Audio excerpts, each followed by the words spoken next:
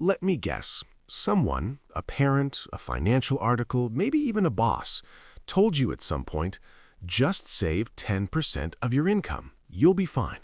And you believed it because it sounds responsible. It sounds smart. So you set it up. Automatic transfer. Every payday. 10% gone into savings. And you felt good about it, like you were finally doing the right thing. Here's the problem.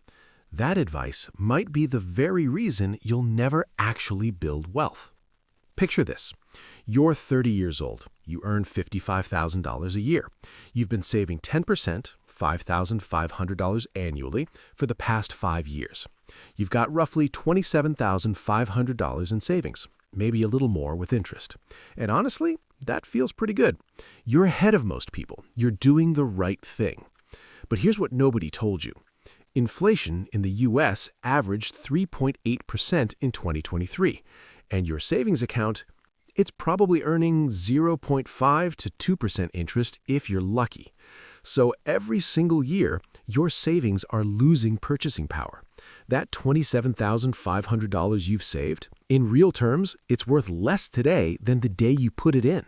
You've been saving diligently for 5 years, and you're actually falling behind. Now look, I'm not saying don't save. Saving's important. But the Save 10% rule was created in a completely different financial era.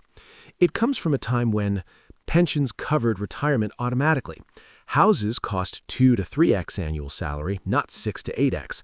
Healthcare wasn't a financial crisis waiting to happen, and inflation stayed under 2% for decades.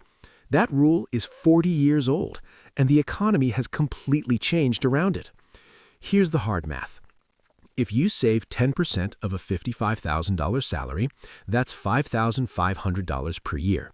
Invested at 7% annual return, after 35 years, you'd have roughly $740,000. Sounds good, right? Except the recommended retirement nest egg today is $1.5 to $2 million.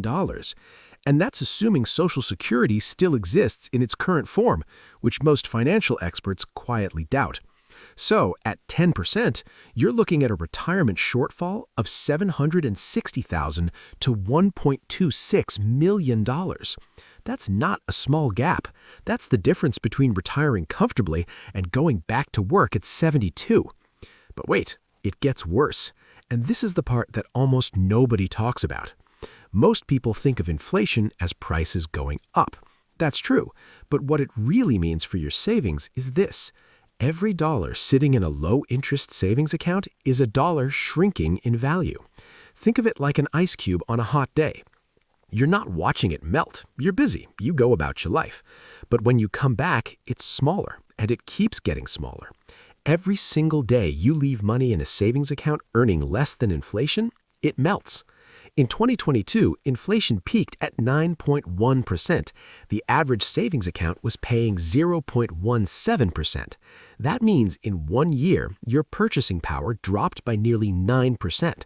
If you had $27,500 saved, you effectively lost $2,475 in real value. Without spending a single dollar. Here's where it gets really interesting, because this isn't just math. There's a powerful psychological reason the 10% rule feels so comfortable. Psychologists call it satisficing, a combination of satisfying and sufficing. It means we find a solution that's good enough and we stop looking for better. Saving 10% feels responsible. It quiets the financial anxiety. It lets you tell yourself, I'm handling it, and move on. But handling it and actually building wealth are two completely different things. The 10% rule gives you the feeling of financial progress without necessarily delivering the reality of it. And here's the brutal truth. Feeling financially responsible is not the same as being financially free. Most people won't discover this difference until their late 50s, when it's genuinely difficult to course correct. So what's the real number? What should you actually be saving? Fidelity, one of the largest retirement fund managers in the world, recommends saving 15% of your gross income for retirement alone. Not total savings, just retirement. And many independent financial planners push that number to 20-25% when you factor in emergency fund maintenance, midterm goals like a home down payment, kids' education, healthcare reserves.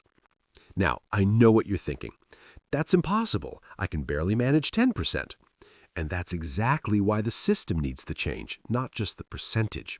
Because saving 25% of $55,000 on a tight budget isn't about cutting every coffee. It's about restructuring where your money goes before your brain gets involved.